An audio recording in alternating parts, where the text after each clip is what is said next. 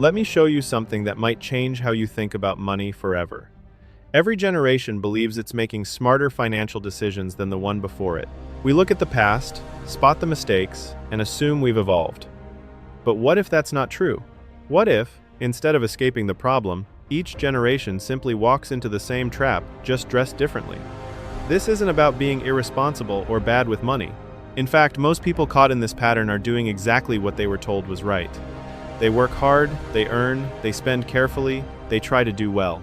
And that's precisely why the trap is so difficult to see. It doesn't feel like a mistake. It feels like progress. At some point, without anyone explicitly explaining it, you absorbed a definition of what success is supposed to look like. A certain kind of lifestyle, a certain set of purchases, a certain way of living that signals you've made it. And when you finally reach a point where you can afford that version of success, you step into it almost automatically. Not because you're careless, but because it feels like the natural next step. The truth is, you're not just making financial decisions, you're following a script. A script written by your environment, your culture, and the expectations of your generation. And here's the uncomfortable part. There's a very high chance you're living inside one version of that script right now, without even realizing it. To understand why this trap is so powerful, you need to see the difference between two things most people treat as the same: signal and substance. Signal is what success looks like from the outside. It's the visible proof that tells the world you're doing well: your house, your car, your lifestyle, the places you travel to, the way your life appears on social media. Substance, on the other hand, is what actually creates financial security and long-term freedom. It's the assets you own, the income that doesn't depend on your time, the systems quietly working in the background to grow your wealth over time. The problem is that culture doesn't reward substance. It rewards signal. We don't celebrate someone for maxing out their retirement accounts or consistently investing in index funds. We celebrate the things that can be seen, shared, and admired instantly. Over time, this creates a subtle but powerful shift in behavior.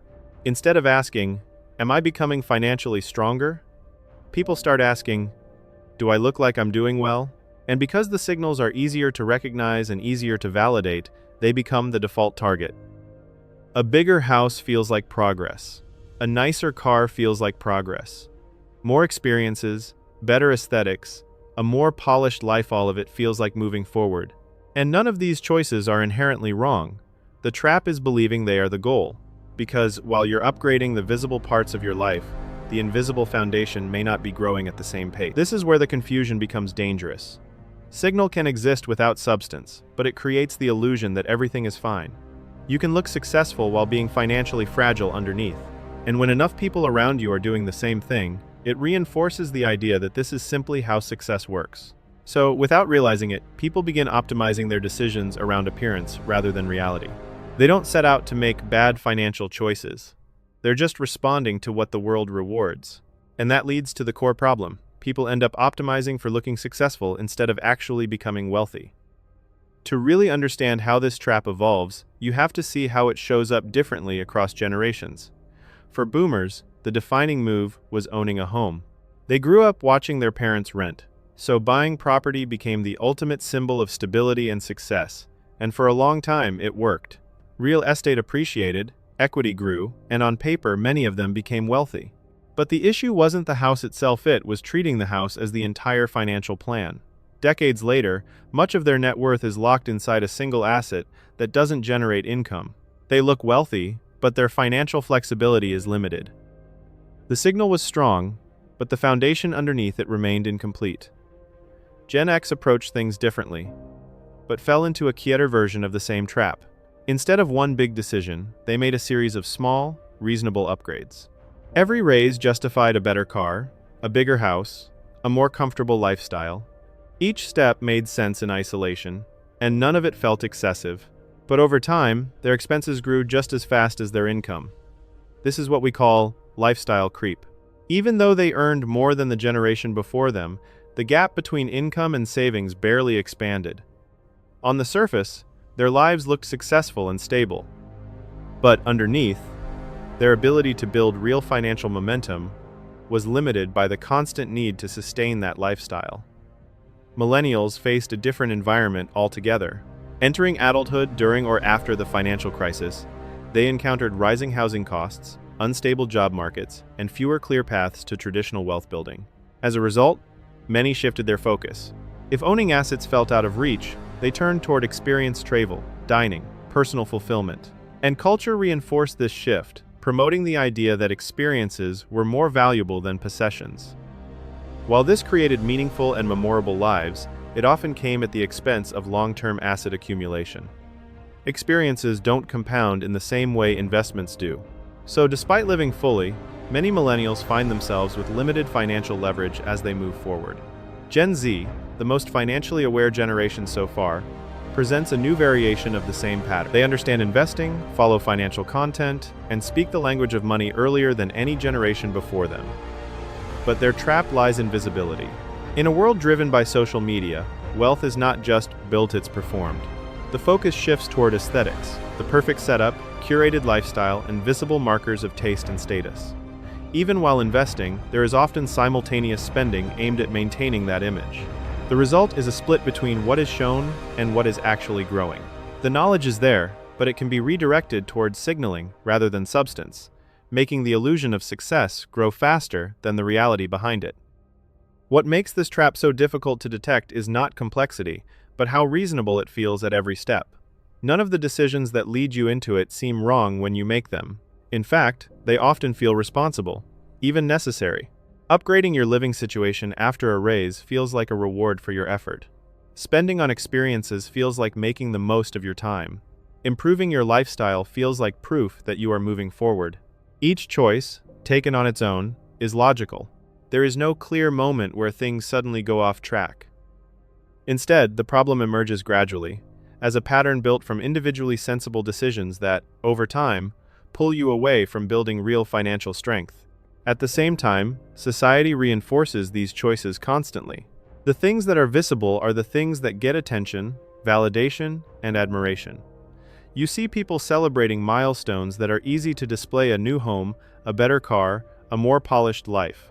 Rarely do you see the quiet, unglamorous work of building assets in the background. Because of this, your internal benchmark for success becomes tied to what is recognized externally. You're not just making decisions based on logic. You're responding to a system of incentives that rewards appearance over substance. And perhaps most importantly, everyone around you is playing the same game. Friends, colleagues, and peers are making similar choices, following similar patterns, and reinforcing the same definition of progress. When something is shared by the majority, it becomes normalized. It stops feeling like a choice and starts feeling like the default path. That's what makes the trap so effective. It doesn't announce itself as a mistake.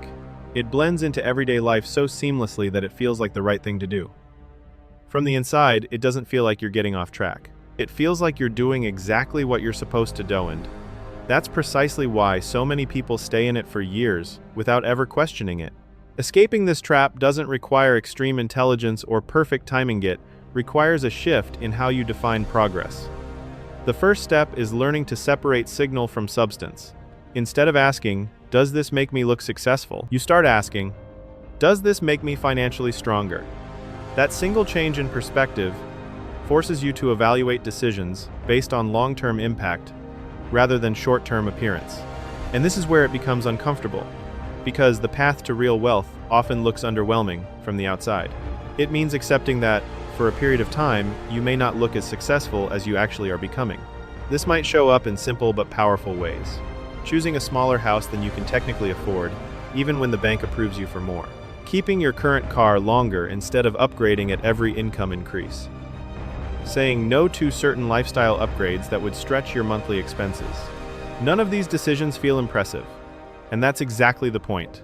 They don't generate immediate validation, but they create space to invest, to build, and to compound over time. Consistent investing becomes the backbone of this strategy. Instead of allocating every extra dollar toward visible improvements, you redirect a portion into assets that quietly grow in the background. Index funds, retirement accounts, and other long-term investments may not provide instant gratification, but they create something far more valuable: leverage. Over time, these small, consistent actions begin to separate your financial reality from your outward appearance. You may look average, but your financial position becomes increasingly strong. The core rule that ties all of this together is simple. Assets first, lifestyle second. Not forever, but for long enough that your assets start doing meaningful work on your behalf. Once that foundation is in place, lifestyle becomes a byproduct rather than a burden. Instead of constantly needing to maintain an image, you create a system that supports itself. And that's the real shift, from performing success to actually owning it. So now the question becomes personal. If every generation falls into the same trap in a different form, where are you in that cycle right now? Are you building your identity around a house that holds most of your net worth? Expanding your lifestyle every time your income increases? Spending on experiences that feel meaningful but quietly replace long-term investing? Or maintaining an image that looks successful on the outside while the numbers behind it grow slowly? Take a moment and be honest with yourself, because this isn't about judgment, it's about awareness. The truth is, most people don't stay stuck because they lack discipline. They stay stuck because they never clearly see the pattern they're in. And once you can name it, you can start to change it. So which version are you living? Drop it in the comments, share this with someone who needs to hear it, and more importantly, use this moment as a starting point to shift from looking successful to actually becoming financially free.